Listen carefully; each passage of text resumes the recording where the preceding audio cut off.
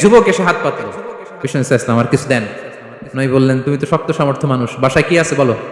সে বলে, আমার বাড়িতে একটা পানি খাওয়ার জগ আছে আর একটা চাদর আছে। বিষ্ণু ইসলাম বললেন, নিয়ে আস। সে নিয়ে আস। এবার বিষ্ণু ইসলাম চাদর আর জগ দুইটা নিয়ে সাহাবাদেরকে বললেন, মাইয়াশতারি হাযাইন, কে কিনবে? অকশন চিনেন? অকশন, অকশনে কি করে? নিলামে দাম তোলে না? রাসূল সাল্লাল্লাহু আলাইহি ওয়াসাল্লাম তার চাদর আর জগটা নিলামে তুললেন। এই কে কিনবে?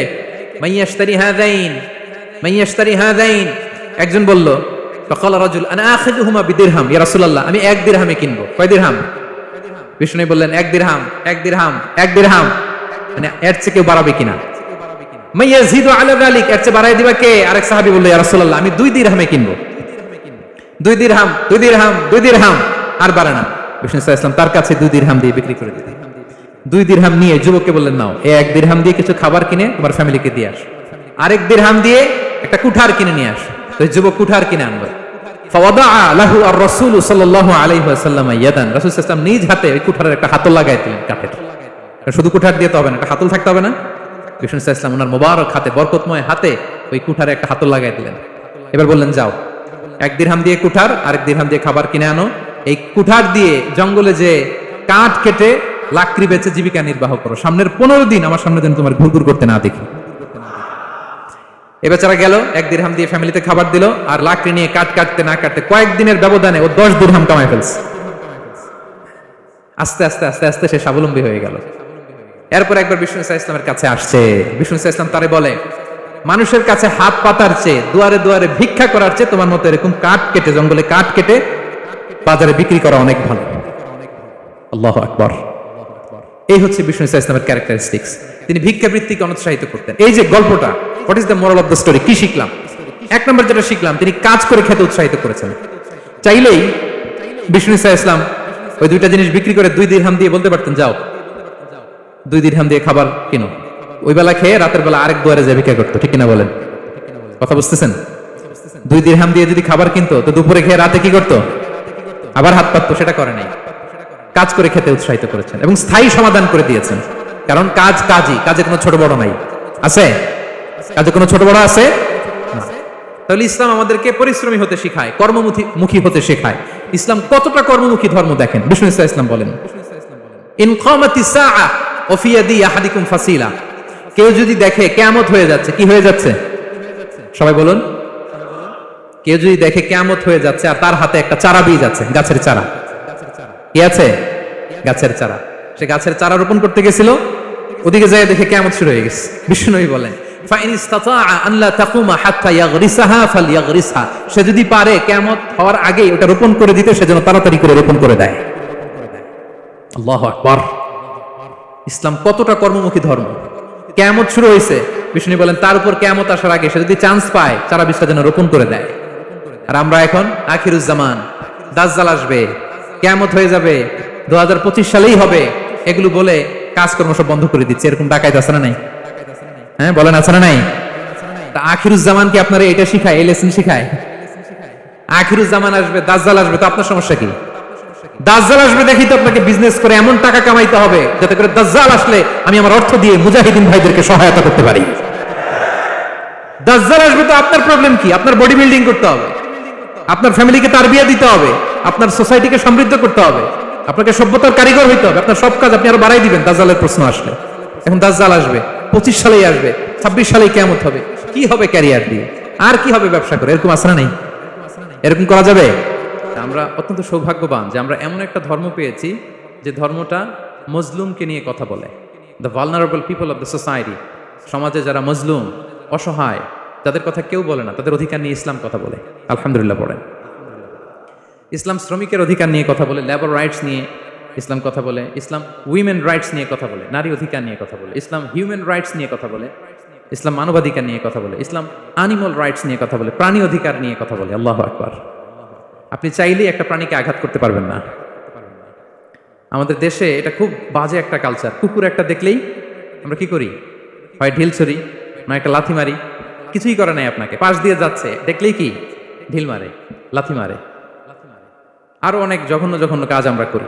তাহলে যারাই যেখানে বিপন্ন, মানবতা যেখানে বিপন্ন, সেখানেই ইসলাম হাজির হয়েছে। আলহামদুলিল্লাহ। এজন্য ইসলাম পেয়ে আমরা খুশি না বেজার? বলেন। এজন্য প্রত্যেক সালাতের পরে আমরা ঘোষণা দিই, রাদিতু বিল্লাহি রাব্বা ওয়া বিল ইসলামি দীনা ওয়া বি মুহাম্মাদিন নাবিয়্যান ওয়া রাসূলা। আমরা আল্লাহকে রব হিসেবে পেয়ে খুশি, আমরা ইসলামকে দিন হিসেবে পেয়ে খুশি, তো আমরা রাসূল সাল্লাল্লাহু আলাইহি ইসলামকে নবী এবং রাসূল হিসেবে পেয়ে খুশি। তার মানে প্রত্যেক সালাতের পরে আমরা কি করি? এটার অ্যানাউন্সমেন্ট দেই। তো ইসলাম এমন একটা ধর্ম যেখানেই মানবতা বিপন্ন সেখানেই ইসলাম হাজির।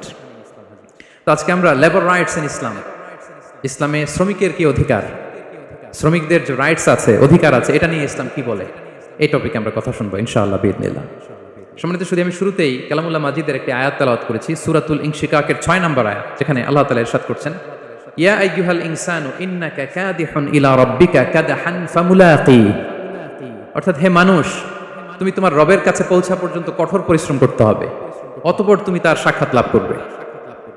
আমাদের আলটিমেট গোল হচ্ছে আমরা আল্লাহর কাছে ফিরে যাব, ঠিক কিনা বলেন? কেউ মারা গেলে আমরা কি বলি? ইন্না লিল্লাহি ওয়া ইন্না ইলাইহি রাজিউন। আমরা আল্লাহর জন্য এবং আল্লাহর দিকেই আমরা ফিরে যাব। তো আল্লাহ বলেন, ইন্নাকা কাদিহুন ইলা রাব্বিকা কাদহান ফামুলাকি। হে মানুষ, তুমি তোমার রবের কাছে পৌঁছা পর্যন্ত কঠোর পরিশ্রম করতে হবে, তারপরে তুমি তোমার রবের সাক্ষাৎ পাবে। তার মানে এই দুনিয়াটা হচ্ছে পরিশ্রমের জায়গা প্রিয় ভাইরা। এখানে পরিশ্রম না করলে সফলতার দেখা মিলে না। বাঁচতে হলে, সারভাইভ করতে হলে, টিকে থাকতে হলে আপনাকে পরিশ্রম করতে হবে। এই পৃথিবীতে কেউ কাউকে জায়গা করে দেয় না, এখানে জায়গা করে নিতে হয়, ঠিক কিনা বলেন? আপনি যদি পরিশ্রম করেন, পরিশ্রমে যে ঘাম ঝরে শরীর থেকে, পরিশ্রমের ঘামে জন্ম নেয় সফলতার বীজ। আপনি যখন হাড় ভাঙা পরিশ্রম করবেন, এই পরিশ্রমের যে লোনা পানি বেরোবে, যে ঘাম বেরোবে, এই ঘামেই জন্ম নেয় সফলতার বীজ। এবং সফলতার কোনো শর্টকাট হয় না প্রিয় ভাইরা। অনেকে অল্পতে সফল হতে চায়, শর্টকাট খুঁজে, আছে না নাই? না, সফলতার জন্য আপনাকে লং কাটে যেতে হবে, ওখানে কোনো লিফট থাকে না, সিঁড়ি বেয়ে উঠতে হয়। অনেকে চায় যে সফলতার লিফটে উঠবো, সুইচ চাপবো, সাকসেসফুল ইন লাইফ। না, এত সহজ না, আপনাকে সিঁড়ি বেয়ে উঠতে হবে। তাহলে পরিশ্রমের কোনো বিকল্প নেই। এই দুনিয়াটা হচ্ছে পরিশ্রমের জায়গা, সংগ্রামের জায়গা। আপনি সফল হতে হলে আপনাকে পরিশ্রম করতে হবে, করতেই হবে। আর পরিশ্রমে কোনো লজ্জা নেই। আমি বিভিন্ন আমার আলোচনায় বলি, কাজে লজ্জা নেই। কিসে লজ্জা নেই? আওয়াজ করে বলুন সবাই। লজ্জা হচ্ছে অলসতায়, লজ্জা হচ্ছে হাত পাতায়, লজ্জা হচ্ছে অকর্মণ্যতায়। যারা কাজ না করে ফুটানি মারে, ওইটাতে লজ্জা। অনেকে আছে ফুটানি মারে, আছে না নাই? কাজ করে না, সব ফুটানি, এই ফুটানিতে লজ্জা। কিন্তু পরিশ্রমে কোনো লজ্জা নেই। এজন্য আল্লাহ তাআলা বললেন, ইয়া আইয়ুহাল ইনসান ইন্নাকা কাদিহুন ইলা রাব্বিকা কাদহান ফামুলাকি। হে মানুষ, তোমার রবের কাছে পৌঁছা পর্যন্ত তোমাকে পরিশ্রম করতে হবে, হাড় ভাঙা পরিশ্রম করে আমার কাছে আসতে হবে, তবেই সফলতা মিলবে। অন্য আয়াতে আল্লাহ তাআলা বলছেন, লাকাদ খালাকনাল ইনসানা ফি কাবাদ। নিশ্চয়ই মানুষকে আমি কষ্ট এবং পরিশ্রম নির্ভর করে তৈরি করেছি। এই পৃথিবীতে টিকে থাকতে হলে তাকে পরিশ্রম করতে হয়, কষ্ট করতে হয়।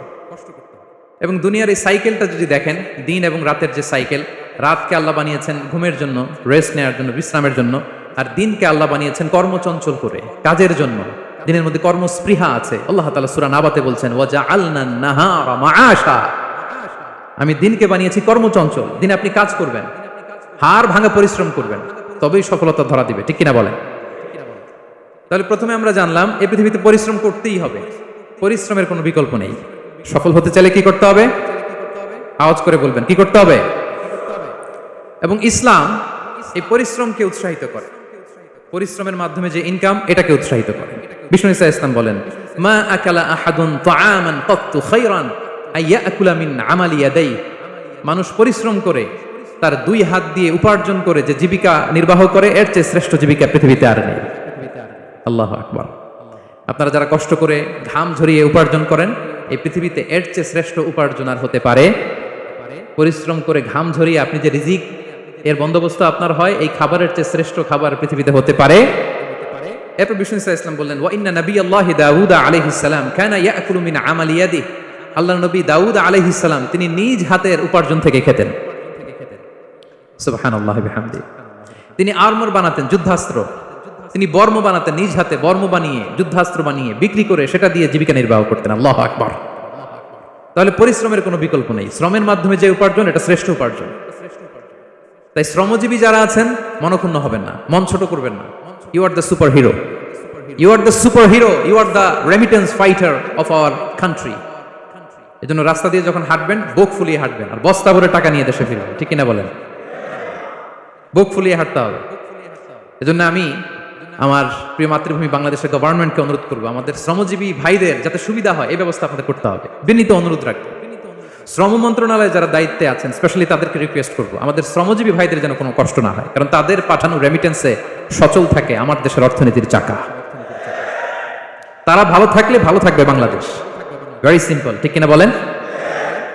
আমার যে ভাইটা পরিচ্ছন্নতা কর্মী, রাস্তা ক্লিন করে, এয়ারপোর্টে ওয়াশরুম ক্লিন করে, একজন পরিচ্ছন্নতা কর্মী তারও 20 থেকে 30 হাজার টাকা বাংলাদেশে ঢুকে প্রতি মাসে। আপনি চিন্তা করতে পারেন? 6টা মাস যদি রেমিটেন্স বন্ধ হয়, শ্রীলঙ্কার চেয়েও খারাপ অবস্থা বাংলাদেশে চলে যাবে। জাস্ট অনলি 6 মান্থস, ভয়ঙ্কর অবস্থা হবে বাংলাদেশে। এটা আল্লাহর পক্ষ থেকে একটা স্পেশাল রাহমা, মার্সি এন্ড ব্লেসিংস, যে আমাদের রিজিকের তাগিদায় সারা বিশ্বে যে কাজ করতে হয়, আমরা কাজ করি আর দেশে টাকা পাঠাই, আর সচল থাকে আমার দেশের অর্থনীতির চাকা। আলহামদুলিল্লাহ পড়েন। সো বাংলাদেশের গভর্নমেন্টকে আমি বিনীত অনুরোধ জানাবো, শ্রম মন্ত্রণালয়কে অনুরোধ জানাবো, এয়ারপোর্ট অথরিটিকে অনুরোধ জানাবো, আমার শ্রমজীবী ভাইদের সাথে ভালো আচরণ করুন, তাদের সাথে কোঅপারেট করুন। বিশেষ করে যতগুলো দূতাবাস আছে সারা বিশ্বে, বাংলাদেশের যে মিশনগুলো, দূতাবাসগুলো, আমার শ্রমজীবী ভাইদের যে কোনো কাজকে অগ্রাধিকার ভিত্তিতে আপনারা সার্ভিস দিন। এটা দিতেই হবে, ঠিক কিনা বলেন? তারা ভালো থাকলে ভালো থাকবে বাংলাদেশ। এই জন্য শ্রমের কোনো বিকল্প নাই। নিজ হাতে উপার্জিত অর্থ, নিজ হাতে উপার্জিত কামাই, এটা শ্রেষ্ঠ কামাই। তো আলহামদুলিল্লাহ আজকের অডিয়েন্সের মধ্যে শ্রমজীবী ভাইয়েরা বেশি, আলহামদুলিল্লাহ পড়েন। এটা আমাদের সৌভাগ্য। এই যে বাংলাদেশে এখন চাকরি নাই, চাকরির বাজার মন্দা, মাস্টার্স পাস করে বেকার ছোট কোম্পানির ম্যানেজার, এরকম আছে না নাই? তার বিপরীতে আল্লাহ তাআলা আপনাদেরকে মালয়েশিয়া নিয়ে আসছে, প্রতি মাসে আপনি টাকা পাঠান, আলহামদুলিল্লাহ। আপনি বাংলাদেশের যে উন্নয়ন, বাংলাদেশের যে ডেভেলপমেন্ট, এই যে স্মার্ট বাংলাদেশ বলে বলে মন্ত্রীরা মুখে ফেনা তুলে ফেলে, এটার গর্বিত অংশীদার আপনি, ঠিক কিনা বলেন? আপনি গর্বিত অংশীদার। You are the contributor, you are the real contributor. আপনার অবদানে বাংলাদেশ আজকে সচল, আলহামদুলিল্লাহ। সো মন ছোট করার কোনো সুযোগ নেই। নিজ হাতে উপার্জিত কামাই, এটা পৃথিবীর শ্রেষ্ঠ কামাই, আলহামদুলিল্লাহ। পরিশ্রমের মাধ্যমে যে উপার্জন, এটাকে ইসলাম আমাদেরকে উৎসাহিত করে। শুধু নামাজ, রোজা, জিকির এগুলো নিয়ে ইসলাম আমাদেরকে পড়ে থাকতে বলেনি। কোরআনিক অর্ডার হচ্ছে আপনার নামাজ শেষ, আপনি বেরিয়ে পড়বেন, কাজে বেরিয়ে যাবেন। ফাইদা কুদিয়াতিস সালাতু ফান্তাশিরু ফিল আরদি ওয়াবতাগু মিন ফাদলিল্লাহ। বিধানটা কার বলুন? আওয়াজ করে বলুন, বিধানটা কার? এটা কোরআনিক ভার্ডিক্ট, কোরআনের বিধান। নামাজ শেষ, গোল হয়ে বসে জিকির করতে বলে নাই আল্লাহ। আল্লাহ বলেছে ফান্তাশিরু ফিল আরদ ওয়াবতাগু মিন ফাদলিল্লাহ, জমিনে ছড়িয়ে পড়ো, আল্লাহর রিজিক তালাশ করো। নামাজ শেষ, বেরিয়ে যাবে। কৃষক চলে যাবে মাঠে, শ্রমজীবী চলে যাবে ফ্যাক্টরিতে, শিক্ষকরা চলে যাবে তাদের শিক্ষা প্রতিষ্ঠানে, কর্পোরেট ওয়ার্ল্ডের লোকেরা চলে যাবে তাদের প্রতিষ্ঠানে। ডেভেলপমেন্ট করতে হবে, সিভিলাইজেশন করতে হবে। নামাজের পরে গোল হয়ে বসে থাকা চলবে না। কি ব্যালেন্স দেখেছেন ইসলাম? আজান হয়েছে তো মসজিদে আসো, নামাজ শেষ বেরিয়ে পড়ো, আলহামদুলিল্লাহ। কি ভারসাম্যপূর্ণ ইসলাম। ফাইদা কুদিয়াতিস সালাতু ফান্তাশিরু ফিল আরদ, যখন সালাত শেষ জমিনে ছড়িয়ে পড়ো, আল্লাহ রিজিক অন্বেষণ করো। তাহলে শুধু নামাজ রোজার মধ্যে ইসলাম নয়, আপনাকে কর্মঠ হইতে হবে, পরিশ্রম করতে হবে, হাড় ভাঙা পরিশ্রম। বিশ্বনবী সাল্লাল্লাহু আলাইহি ওয়াসাল্লাম অত্যন্ত পরিশ্রমী ছিলেন। He started his first career as a shepherd, সুবহানাল্লাহ। ওনার প্রথম ক্যারিয়ার উনি রাখাল হিসেবে শুরু করেছেন। রাখালরা যে কাজ করে, অর্থাৎ মরুভূমিতে ভেড়া, মহিষ, ভেড়া, ছাগল, তারপর বকরি, দুম্বা, এই চরানোর কাজগুলো দিয়ে বিষ্ণু সাল্লাল্লাহু আলাইহি ওয়াসাল্লাম তার ক্যারিয়ার শুরু করেছেন অ্যাজ এ শেফার্ড। বিষ্ণু সাল্লাল্লাহু আলাইহি ওয়াসাল্লাম বলেন, সহিহ বুখারীর বর্ণনা, মা বাআসাল্লাহু নাবিয়্যান ইল্লা রাআল গানাম। আল্লাহ তাআলা এই পৃথিবীতে এমন কোন নবী পাঠায় নাই যে নবীরা ছাগল চড়ায় নাই। সুবহানাল্লাহ পড়বেন না? সাহাবারা বললেন, ওয়া আনতা ইয়া রাসূলুল্লাহ, হে আল্লাহর নবী আপনিও ছাগল চড়িয়েছেন? বিষ্ণু সাল্লাল্লাহু আলাইহি ওয়াসাল্লাম বললেন, নাআম, আমিও ছাগল চড়িয়েছি। ওয়া কুনতু আরআহা আলা কারারিত লি আহলি মক্কাহ, আমি অল্প কিছু মজুরির বিনিময়ে, অল্প কিছু টাকার বিনিময়ে, সামান্য কিছু পারিশ্রমিকের বিনিময়ে মক্কার লোকদের ছাগল চড়িয়ে দিতাম। সুবহানাল্লাহ পড়েন। ছাগল হচ্ছে খুব প্যারা প্রাণী, ডানে টানলে বায়ে যায়, বায়ে টানলে ডানে যায়। তাদেরকে একসাথে করা অ্যাজ এ শেফার্ড, এটা মরুভূমিতে খুব কষ্টের কাজ। আল্লাহ তাআলা প্রত্যেক নবীকে দিয়ে ছাগল চড়িয়েছেন যাতে করে কিছুদিন পরে নবীরা মানুষ চড়াতে পারে। সুবহানাল্লাহ। আল্লাহ বুঝাতে চাইলেন, এখন ছাগল চড়াও, এদের উপর যদি কন্ট্রোল নিতে পারো তাহলে মানব জাতির উপর কন্ট্রোল নিতে পারবো। আল্লাহু আকবার।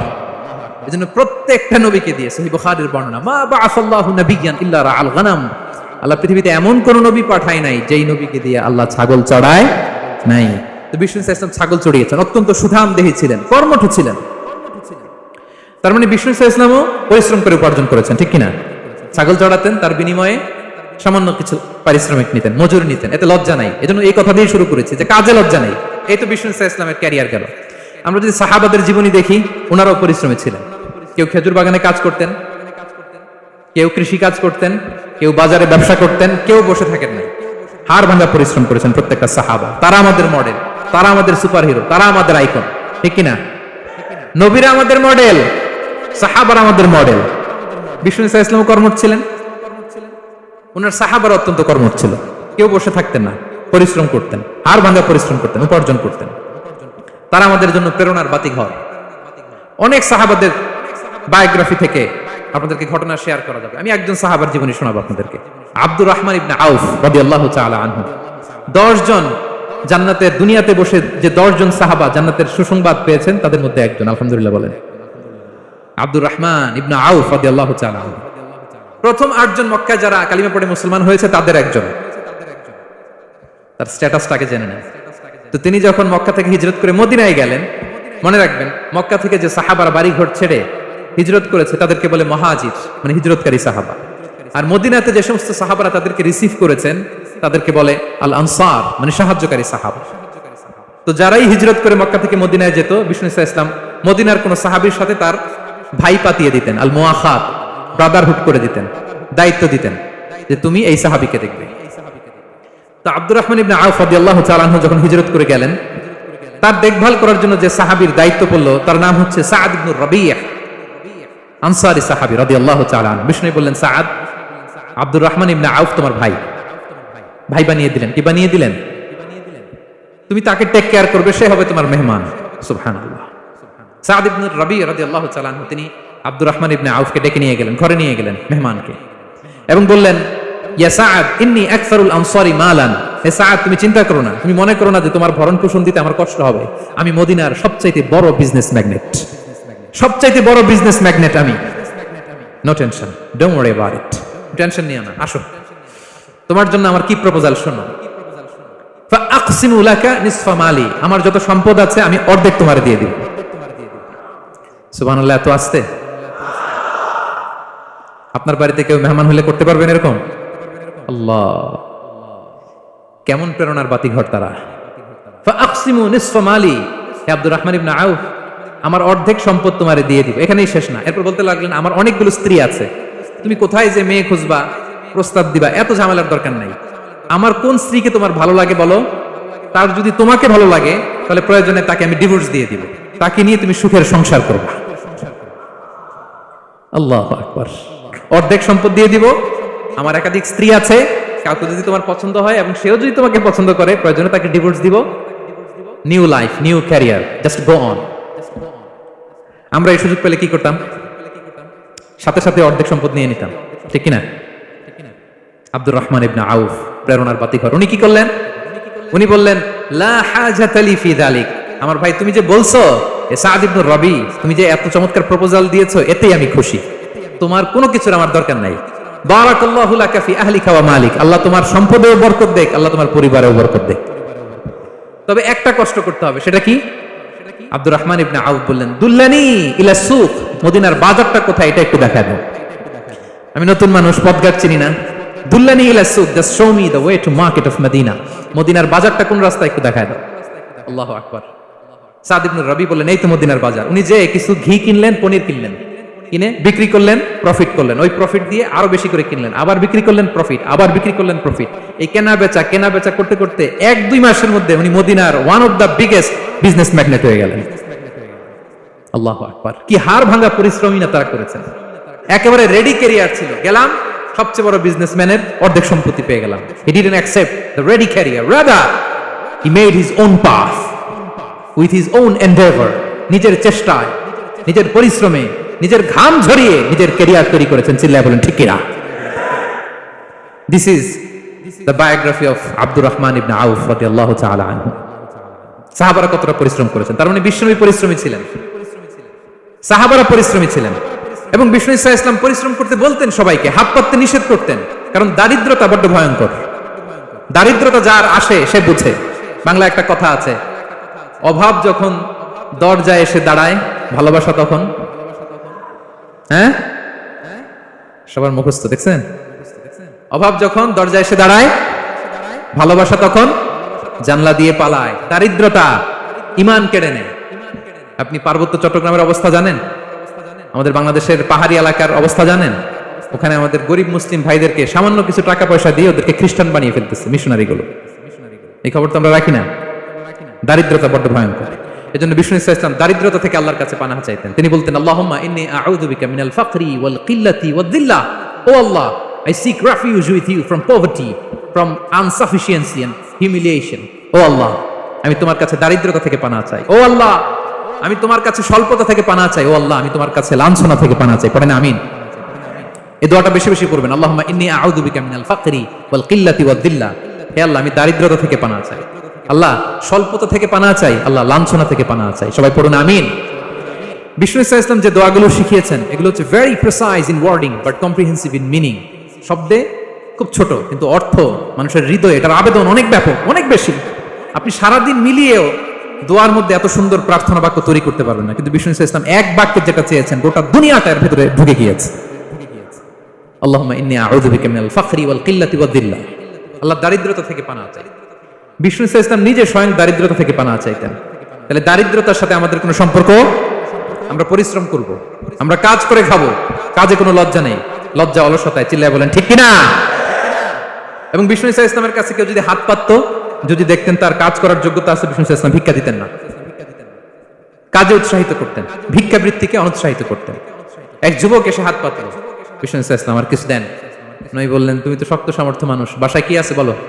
সে বলে, আমার বাড়িতে একটা পানি খাওয়ার জগ আছে আর একটা চাদর আছে। বিষ্ণু ইসলাম বললেন, নিয়ে আস। সে নিয়ে আস। এবার বিষ্ণু ইসলাম চাদর আর জগ দুইটা নিয়ে সাহাবাদেরকে বললেন, মাইয়াশতারি হাযাইন, কে কিনবে? অকশন চিনেন? অকশন, অকশনে কি করে? নিলামে দাম তোলে না? রাসূল সাল্লাল্লাহু আলাইহি ওয়াসাল্লাম তার চাদর আর জগটা নিলামে তুললেন। এই কে কিনবে? মাইয়াশতারি হাযাইন, মাইয়াশতারি হাযাইন। একজন বলল, ফাকাল রাজুল আনা আখিযুহুমা বিদিরহাম, ইয়া রাসূলুল্লাহ, আমি 1 দিরহামে কিনবো। কয় দিরহাম? বিষ্ণু বললেন 1 দিরহাম, 1 দিরহাম, 1 দিরহাম। মানে এর চেয়ে কেউ বাড়াবে কিনা? মাইয়াজিদু আলা যালিক, এর চেয়ে বাড়ায় দিবা কে? আরেক সাহাবী বলল, ইয়া রাসূলুল্লাহ, আমি 2 দিরহামে কিনবো। 2 দিরহাম, 2 দিরহাম, 2 দিরহাম, আর বাড়ে না। বিষ্ণু ইসলাম তার কাছে 2 দিরহাম দিয়ে বিক্রি করে দিলেন। 2 দিরহাম নিয়ে যুবককে বললেন, নাও, এই 1 দিরহাম দিয়ে কিছু খাবার কিনে তোমার ফ্যামিলিকে দিয়ে আস। আরেক দিরহাম দিয়ে একটা কুঠার কিনে নিয়ে আস। তো যুবক কুঠার কিনে আনলো। ফাওয়াদাআ লাহু আর-রাসূল সাল্লাল্লাহু আলাইহি ওয়াসাল্লাম ইয়াদান, রাসূল সাল্লাল্লাহু আলাইহি ওয়াসাল্লাম নিজ হাতে ওই কুঠারের একটা হাতল লাগাই দিলেন কাঠের। শুধু কুঠার দিয়ে তো হবে না, একটা হাতল থাকতে হবে না? বিষ্ণু ইসলাম ওনার মোবারক হাতে, বরকতময় হাতে ওই কুঠারে একটা হাতল লাগাই দিলেন। এবার বললেন, যাও, 1 দিরহাম দিয়ে কুঠার, আরেক দিরহাম দিয়ে খাবার কিনে আনো। এই কুঠার দিয়ে জঙ্গলে যে কাঠ কেটে লাকড়ি বেচে জীবিকা নির্বাহ করো। সামনের 15 দিন আমার সামনে যেন তোমার ঘুরঘুর করতে না দেখি। এবার বেচারা গেল, 1 দিরহাম দিয়ে ফ্যামিলিতে খাবার দিল, আর লাকড়ি নিয়ে কাঠ কাটতে না কাটতে কয়েকদিনের ব্যবধানে ও 10 দিরহাম কামাই ফেলছে। আস্তে আস্তে আস্তে আস্তে সে স্বাবলম্বী হয়ে গেল। এরপর একবার বিষ্ণু ইসলামের কাছে আসছে। বিষ্ণু ইসলাম তারে বলে, মানুষের কাছে হাত পাতার চেয়ে, দুয়ারে দুয়ারে ভিক্ষা করার চেয়ে তোমার মতো এরকম কাঠ কেটে, জঙ্গলে কাঠ কেটে বাজারে বিক্রি করা অনেক ভালো। আল্লাহু আকবার। এই হচ্ছে বিষ্ণু ইসলামের ক্যারেক্টারিস্টিক্স। তিনি ভিক্ষাবৃত্তিকে অনুৎসাহিত করতেন। এই যে গল্পটা, what is the moral of the story? কি শিখলাম? 1 নম্বর যেটা শিখলাম, তিনি কাজ করে খেতে উৎসাহিত করেছেন। চাইলেই বিষ্ণু ইসলাম ওই 2টা জিনিস বিক্রি করে 2 দিরহাম দিয়ে বলতে পারতেন, যাও 2 দিরহাম দিয়ে খাবার কিনো। ওই বেলা খেয়ে রাতের বেলা আরেক দুয়ারে যে ভিক্ষা করতো, ঠিক কিনা বলেন? কথা বুঝতেছেন? 2 দিরহাম দিয়ে যদি খাবার কিনতো তো দুপুরে খেয়ে রাতে কি করতো? আবার হাত পাততো। সেটা করে নাই। কাজ করে খেতে উৎসাহিত করেছেন এবং স্থায়ী সমাধান করে দিয়েছেন। কারণ কাজ কাজই, কাজে কোনো ছোট বড় নাই। আছে? কাজে কোনো ছোট বড় আছে না। তাহলে ইসলাম আমাদেরকে পরিশ্রমী হতে শেখায়, কর্মমুখী হতে শেখায়। ইসলাম কতটা কর্মমুখী ধর্ম দেখেন। বিষ্ণু ইসলাম বলেন, ইন কামাতিস সাআ ওয়া ফি ইয়াদি আহাদিকুম ফাসিলা, কেউ যদি দেখে কিয়ামত হয়ে যাচ্ছে, কি হয়ে যাচ্ছে? সবাই বলুন। কেউ যদি দেখে কিয়ামত হয়ে যাচ্ছে আর তার হাতে একটা চারা বীজ আছে, গাছের চারা। কি আছে? গাছের চারা। সে গাছের চারা রোপণ করতে গেছিল, ওদিকে যায় দেখে কিয়ামত শুরু হয়ে গেছে। বিষ্ণু নবী বলেন, ফাইন ইসতাতাআ আন লা তাকুমা হাত্তা ইয়াগরিসাহা ফালইয়াগরিসহা, সে যদি পারে কিয়ামত হওয়ার আগে ওটা রোপণ করে দিতে, সে যেন তাড়াতাড়ি করে রোপণ করে দেয়। আল্লাহু আকবার। ইসলাম কতটা কর্মমুখী ধর্ম। কিয়ামত শুরু হয়েছে, বিষ্ণু বলেন তার উপর কিয়ামত আসার আগে সে যদি চান্স পায় চারা বীজটা যেন রোপণ করে দেয়। আর আমরা এখন আখিরুজ্জামান, দাজ্জাল আসবে, কিয়ামত হয়ে যাবে, 2025 সালেই হবে, এগুলো বলে কাজকর্ম সব বন্ধ করে দিচ্ছে। এরকম ডাকাত আছে না নাই? হ্যাঁ বলেন, আছে না নাই? তা আখিরুজ্জামান কি আপনারা এটা শিখায়, এই লেসন শিখায়? আখিরুজ্জামান আসবে, দাজ্জাল আসবে, তো আপনার সমস্যা কি? দাজ্জাল আসবে দেখি তো আপনাকে বিজনেস করে এমন টাকা কামাইতে হবে যাতে করে দাজ্জাল আসলে আমি আমার অর্থ দিয়ে মুজাহিদিন ভাইদেরকে সহায়তা করতে পারি। দাজ্জাল আসবে তো আপনার প্রবলেম কি? আপনার বডি বিল্ডিং করতে হবে, আপনার ফ্যামিলিকে তারবিয়া দিতে হবে, আপনার সোসাইটিকে সমৃদ্ধ করতে হবে, আপনাকে সভ্যতার কারিগর হইতে হবে। আপনার সব কাজ আপনি আরো বাড়াই দিবেন দাজ্জালের প্রশ্ন আসলে। এখন দাজ্জাল আসবে, 25 সালেই আসবে, 26 সালেই কিয়ামত হবে। কি হবে ক্যারিয়ার দিয়ে? আর কি হবে ব্যবসা করে? এরকম আছে না নাই? এরকম করা যাবে? প্রিয় ভাইয়েরা, আমরা যেন পরিশ্রমী হই, আমরা যেন কর্মঠ হই, আমরা যেন অলস না হই। বিষ্ণু ইসলাম অলসতা থেকে আল্লাহর কাছে পানা চাইতেন। আল্লাহ আমাদেরকে বোঝার তৌফিক দান করুক, আমরা পড়ি আমিন। আল্লাহ নবী সাল্লাল্লাহু আলাইহি ওয়াসাল্লাম শুধু পরিশ্রম করতে বলেছেন এমন নয়, তিনি পরিশ্রমীদেরকে পছন্দ করতেন। এক সাহাবীর সাথে তিনি মুসাফা করলেন, দেখলেন হাতটা বড্ড খসখসে, তিনি শ্রমিক, শ্রমজীবী সাহাবী। এটা যখন তিনি শুনতে পেলেন, তিনি পরম মমতায় আলতো করে ওই সাহাবীর, শ্রমিক সাহাবীর হাতে তিনি চুমু খেলেন। আল্লাহু আকবার। এবং ওনার আন্ডারে যারা কাজ করতো তাদের সাথে বিষ্ণু ইসলামের যে আচরণ, ওনার যে শ্রমিক, ওনার যে খাদেম, তাদের সাথে বিষ্ণু ইসলামের যে ডিলিং শুনলে আপনি অবাক হয়ে যাবেন, অবাক হয়ে যাবেন। আপনি কারো ব্যাপারে যদি রিয়েল ইনফরমেশন চান, আপনি কয়েকটা জায়গায় নক করতে হবে। এক নাম্বার, ধরেন যে একজন বড় সাহেব, তার আসল তথ্য যদি চান, তার বউকে জিজ্ঞেস করেন। কারা জিজ্ঞেস করবেন? ওয়াইফকে জিজ্ঞেস করবেন, স্ত্রীকে, আসল তথ্য পাবেন। 2 নাম্বার, তার বাড়ির দারোয়ানকে জিজ্ঞেস করবেন। কাকে? 3 নাম্বার, তার ঘরের কাজের বুয়া, সব জানে উনি, ওই কাজের বুয়া থেকে রিপোর্ট নেবেন, ঘরে যে কাজ করে। 4 নাম্বার, তার ড্রাইভার, দারোয়ান, কাজের বুয়া, ওয়াইফ, এদের কাছ থেকে যদি আপনি জিজ্ঞেস করেন, ফলের বিড়াল বেরিয়ে আসবে। ঠিক কিনা বলেন? তো আসেন বিষ্ণু ইসলামের যে খাদেম, কর্মচারী, তারা একটু জিজ্ঞেস করি বিষ্ণু ইসলামের আচরণ কেমন ছিল। বিষ্ণু ইসলামের খাদেমের নাম হচ্ছে আনাস রাদিয়াল্লাহু আনহু। আলহামদুলিল্লাহ, খাদিমু রাসূলিল্লাহ, বিষ্ণু ইসলামের খাদেম। আসেন ওনাকে জিজ্ঞেস করি যে বিষ্ণু ইসলামের আচরণ কেমন ছিল। আনাস রাদিয়াল্লাহু তাআলা আনহু বলেন, খাদিমতুন নাবিয়্যা 10 সিনিন, আমি বিষ্ণু ইসলামের 10 বছর খেদমত করেছি। 1-2 বছর না, 10 বছর বিষ্ণু ইসলামের খেদমতে আমি নিয়োজিত ছিলাম। ফামা ক্বালা লি লিমা সানা'তা ওয়ালা লিমা লা সানা'তা, 10 বছরের মধ্যে একদিনও কখনো বলে না, এ আনাস এটা কেন করলা, এ আনাস এমনটা কেন হলো, এটা কেন করলা না, একদিনের জন্য বলে নাই। কেন এটা করছো, কেন এটা করো নাই, এরকম কোনো প্রশ্ন আমাকে কোনোদিন করে নাই। সুবহানাল্লাহ। আনাস রাদিয়াল্লাহু তাআলা আনহু কি ভুল করেন নাই? করছেন। ছোট মানুষ তো, একেবারে ছোট বাচ্চা ছিলেন।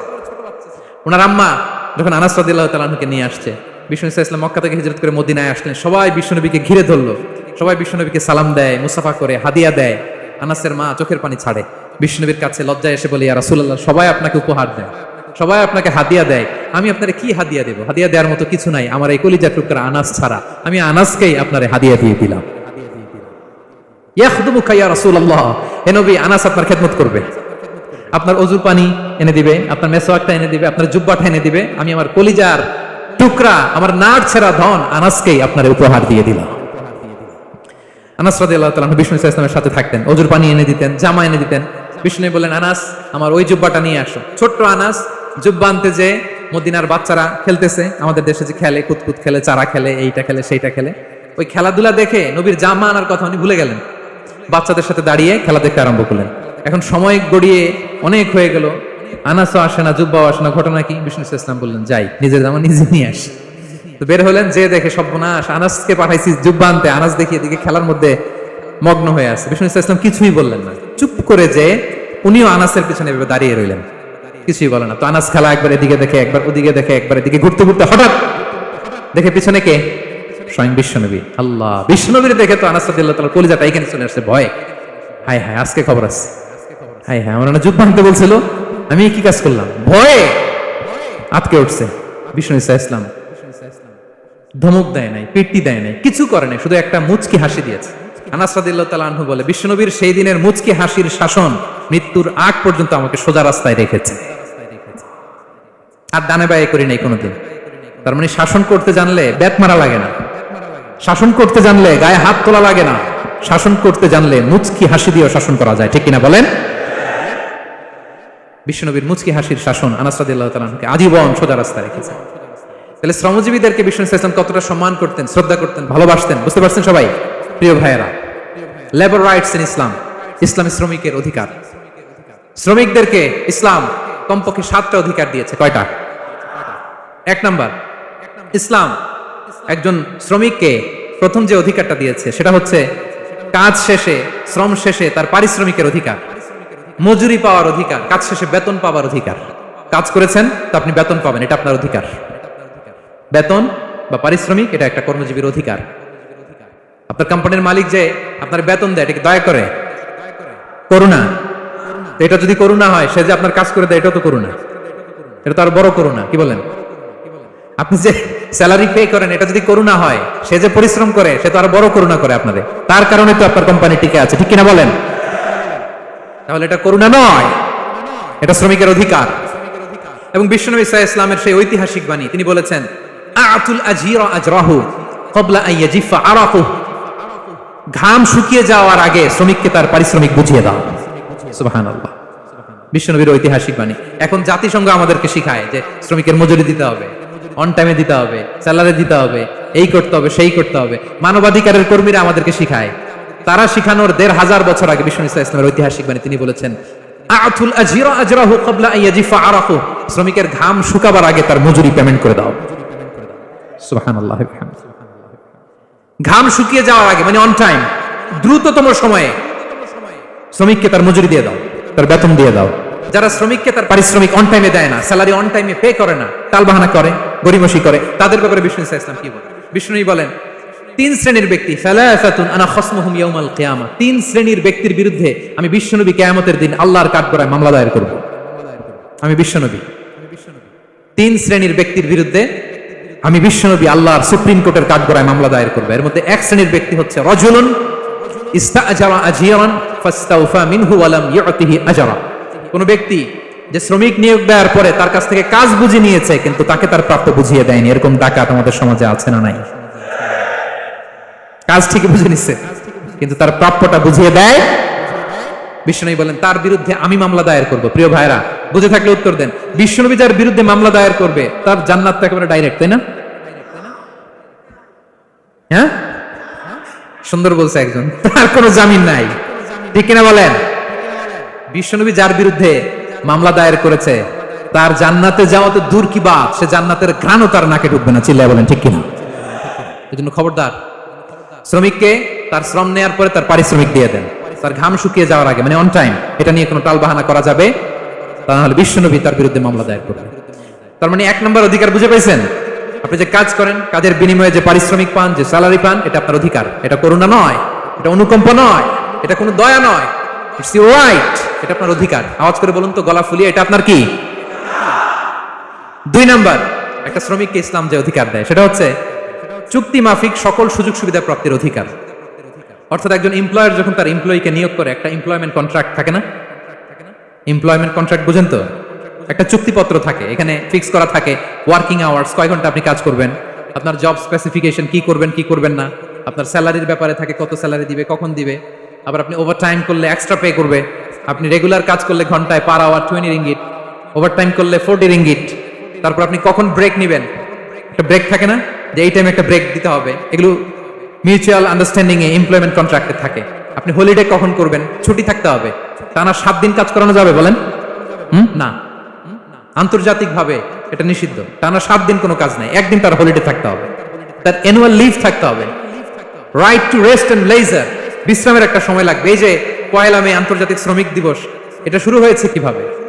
ইউনাইটেড স্টেটস অফ আমেরিকার শিকাগোতে 1986 সালে এই কাজের বিরুদ্ধেই তারা আন্দোলন করেছিল। টানা 7 দিন তাদেরকে দিয়ে গাদার মতো খাটুনি খাটাতো, দাসের মতো তাদের সাথে আচরণ করা হতো। তারা আন্দোলন শুরু করেছিল, 8 জনকে গুলি করে নিহত করা হয়েছিল। সেখান থেকে এই মে দিবস। কিন্তু বিষ্ণু ইসলাম 1500 বছর আগে এই শ্রমিকদের অধিকারের ব্যাপারে সোচ্চার ছিলেন। আলহামদুলিল্লাহ বলেন। তাহলে right to rest and leisure, UDHR, universal declaration for human rights, এগুলো সব নির্ধারিত আছে। তার মানে একজন শ্রমিকের 2 নম্বর অধিকার হচ্ছে চুক্তি অনুযায়ী সকল সুযোগ সুবিধা প্রাপ্তির অধিকার। আপনার চুক্তি করছেন, আপনি এটা দিবেন, কিন্তু কাজের পরে আপনি ফ্যাসিলিটি দিচ্ছেন, এটা করা যাবে বলেন? করা যাবে? আল্লাহর কোরআন কি বলছে শুনুন। আল্লাহর কোরআন বলে, ইয়া আইয়ুহাল্লাযীনা আমানু আউফু বিল উকুদ, ও বিশ্বাসীরা তোমরা তোমাদের চুক্তি পূর্ণ করো।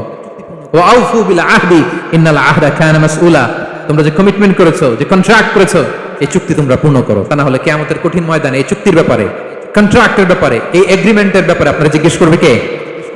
তাহলে যা চুক্তি করেছেন সুযোগ সুবিধা তাই আপনাকে দিতে হবে। মালিক ভাইয়েরা মনে থাকবে তো নাকি? এগ্রিমেন্টে যা যা বলেছেন, যা যা লিখে সিগনেচার করেছেন তাই আপনাকে দিতে হবে। আদেশটা কার? সবাই বলুন। আপনি মন চাইলে হায়ার করবেন আর পরের দিন ফায়ার করবেন, এরকম করা যাবে? হ্যাঁ, চাইলে হায়ার ফায়ার, মন যা চায় তা করবেন, এটা করা চলবে না। তাহলে দুইটা অধিকার গেল। 3 নম্বর, একজন শ্রমিককে ইসলাম যে অধিকার দিয়েছে সেটা হচ্ছে সুন্দর আচরণ পাওয়ার অধিকার। তিনি আপনার ফ্যাক্টরির ওয়ার্কার, আপনার স্টাফ, এজন্য যা মনে হচ্ছে তা আচরণ করবেন, দাসের মতো আচরণ করবেন। এটা করা যাবে? আওয়াজ করে বলেন, করা যাবে? বিষ্ণু ইসলাম ইন্তেকালের আগে পুরা উম্মাকে দুইটা বিষয় ওসিয়ত করেছেন। আওয়াজ করে বলুন তো কয়টা? 1 নম্বর হচ্ছে নামাজ। 1 নম্বর কি? আসসালাত। আসসালাত, রূহ বের হওয়ার আগে, ইন্তেকালের আগে বিষ্ণু বলেন আসসালাত, আসসালাত, নামাজ, নামাজ। উম্মতেরা নামাজের ব্যাপারে সতর্ক হও। 2 নম্বর তিনি বলেছেন ওয়ামা মালাকাত আইমানুকুম, তোমাদের অধীনস্থ যারা আছে তাদের ব্যাপারে সচেষ্ট হও, তাদের প্রতি সদয় হও, তাদের সাথে খারাপ আচরণ করো না। এটা কখন বলছেন? জুমার খুতবার সময়, সাহাবীদের সাথে গল্প করার সময়, বিবিদের সাথে আলোচনার সময়। কখন? Just right before his death, এখনই রূহ বের হবে। ইন্তেকালের আগে তিনি বলেছেন উম্মতেরা আসসালাত, নামাজ, উম্মতেরা ওমা মালাকাত আইমানুকুম, তোমাদের কর্মচারীদের সাথে খারাপ আচরণ করো না। তাহলে 3 নম্বর হচ্ছে শ্রমিকদের সুন্দর আচরণ পাওয়ার অধিকার, তাদের সাথে খারাপ আচরণ করা যাবে না। বিষ্ণু ইসলাম শ্রমিকদের রাইটস, অধিকারের ব্যাপারে এতটা সোচ্চার ছিলেন, বিদায় হজের মতো, বিদায় হজের যে বাণী, যে ভাষণ, ঐতিহাসিক ভাষণেও বাদ যায়নি শ্রমজীবীদের কথা। সুবহানাল্লাহ পড়েন। বিদায় হজের ভাষণে বিষ্ণু বলেছেন আরিকাকুম, আরিকাকুম আতইমুহুম মিম্মা তাকুলুন ওয়াকসুহুম মিম্মা তালবাসুন। খবরদার ও আমার উম্মতেরা, এই ভাষণের পরে আর বড় কোনো ভাষণ আমার পক্ষ থেকে তোমরা পাবে না। তোমাদের কর্মজীবী, তোমাদের শ্রমিক, তোমাদের ওয়ার্কার, তোমাদের স্টাফদের ব্যাপারে সাবধান থাকো। তোমরা যা খাবে তাদেরও তা খাওয়াবে, তোমরা যা পড়বে তাদেরও তা পড়তে দিবে, তাদের প্রতি তোমরা সদয় হবে। বিদায় হজের বাণী তো বিষ্ণু ইসলাম আপনাদের কথা ভুলে নাই। আলহামদুলিল্লাহ পড়েন। কি রহমতের নবী ছিলেন, কি মায়ার নবী ছিলেন, শ্রমজীবীদের কি বিষ্ণু ইসলাম এতটা ভালোবাসতেন। তাহলে 3 নম্বর যে অধিকার ইসলাম একজন শ্রমিককে দেয় সেটা হচ্ছে সুন্দর আচরণ পাওয়ার অধিকার। দেখবেন যে মালিক বা যে এমপ্লয়ার ভালো আচরণ করে, সব শ্রমিককে তাকে ভালোবাসে, তার জন্য দোয়া করে। আপনি মালিক হয়ে অসুস্থ, দেখবেন আপনার ওয়ার্কার গুলো জায়নামাজ বিছিয়ে সেজদায় পড়ে আপনার জন্য কাঁদে। এরকম আছে না নাই? মালিক হলে তো এরকম মালিক হইতে হবে, এমপ্লয়ার হলে তো এরকম হওয়া চাই, ঠিক কিনা বলেন? তাহলে আমরা শ্রমজীবীদের সাথে ভালো আচরণ করবো, পারা যাবে তো ইনশাআল্লাহ? ইনশাআল্লাহ। 4 নম্বর, কর্মক্ষেত্রে নিরাপত্তার অধিকার। শ্রমজীবী ভাইদের যে ওয়ার্ক প্লেস আছে সেখানে তাদের নিরাপত্তা থাকতে হবে, সেফটি মেজারমেন্ট থাকতে হবে। অনেক জায়গায় দেখি আয়রন ফ্যাক্টরিগুলোতে যারা কাজ করে, আল্লাহু আকবার, আপনারা ভিডিও ক্লিপসে দেখবেন যে কি ভয়ঙ্কর সেখানকার অবস্থা। ডিহাইড্রেশন, একজন অসুস্থ হয়ে যায়। সেখানে তাদের পর্যাপ্ত পানির ব্যবস্থা নাই, এটা নাই সেটা নাই। এমন এমন ফ্যাক্টরিতে আমাদের অনেক ভাইরা কাজ করে, কেমিক্যাল ফ্যাক্টরি, মাস্কও নাই। এরকম ডাকাইতে আছে না নাই? কেমিক্যাল ফ্যাক্টরিতে যারা কাজ করবে এদেরকে মাস্ক দিতে হবে, এদেরকে হ্যান্ড গ্লাভস দিতে হবে। নির্মাণ শ্রমিক যারা আছে তাদেরকে হেলমেট দিতে হবে। প্রত্যেকটা ফ্যাক্টরিতে ফায়ার এক্সটিংগুইশার লাগবে, আগুন লাগলে অগ্নি নির্বাপক যে যন্ত্র, এগুলো দরকার আছে না নাই বলেন? গাদার মতো ঢোকার জায়গা নাই, বেরোয়ার জায়গা নাই, সেফ এন্ট্রি নাই, সেফ এক্সিট নাই। হাজার হাজার মানুষ কাজ করে, আগুন লাগলে সব পুরো ছাই। এরকম হয় না? প্রিয় ভাইরা বলেন, আওয়াজ করে বলেন, হয় না এরকম? অহরহ আমরা দেখি বাংলাদেশ। অগ্নি নির্বাপক যন্ত্র নাই, না, এটা করা যাবে না। আগুন লাগলে কিভাবে আপনি আগুন নেভাবেন, কিভাবে তাদের সেফটি সিকিউরিটি এনশিওর করবেন, এগুলো সব আগে থেকে নির্ধারণ থাকতে হবে। তাহলে 4 নম্বর হচ্ছে নিরাপত্তা অ্যাজ এ এমপ্লয়ার, এটা আপনাকে এনশিওর করতে হবে। 5 নম্বরে সাধ্যের বাইরে কোনো কাজে বাধ্য না করার অধিকার। সাধ্যের বাইরে কিছু আপনি তার উপর চাপিয়ে দিতে পারবেন, এমন হেভি ওয়ার্কলোড দিতে পারবেন না যেটা তার শরীরে কুলায় না। এরকম ডাকাইতে আসছে যে পারে না, তারপরে তার উপর কাজ চাপিয়ে দেয়, আছে না নাই বলেন? বলেন।